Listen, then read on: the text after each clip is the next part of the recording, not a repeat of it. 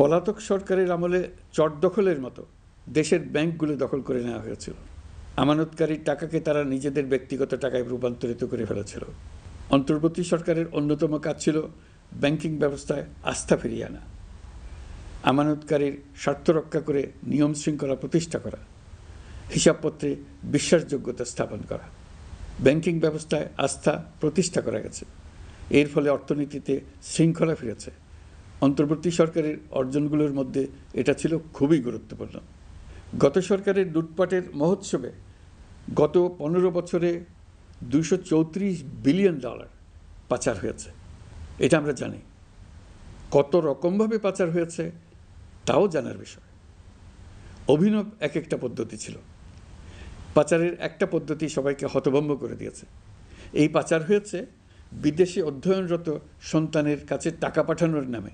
তিনি সন্তানের লেখাপড়ার জন্য এক সেমিস্টারের অর্থাৎ 3 মাসের খরচ বাবদ অফিসিয়াল ব্যাংকিং চ্যানেলে পাঠিয়েছেন $3,33,00,000, অর্থাৎ প্রায় 400 কোটি টাকা। পাচারের এর চাইতে বেশি তাক লাগানো পন্থা আর কি আছে, তার কোনো সীমা আছে বলে আমার মনে হয় না। আইন, নিয়ম, নীতির জায়গায় যখন হরিলুট প্রতিষ্ঠিত হয় তখন এমন সব কিছুই সম্ভব। এই অর্থ পাচারকারীদের দ্রুত আইনের আওতায় নিয়ে আসার লক্ষ্যে ইতোমধ্যে আন্তর্জাতিক তৎপরতা জোরদার করা হয়েছে।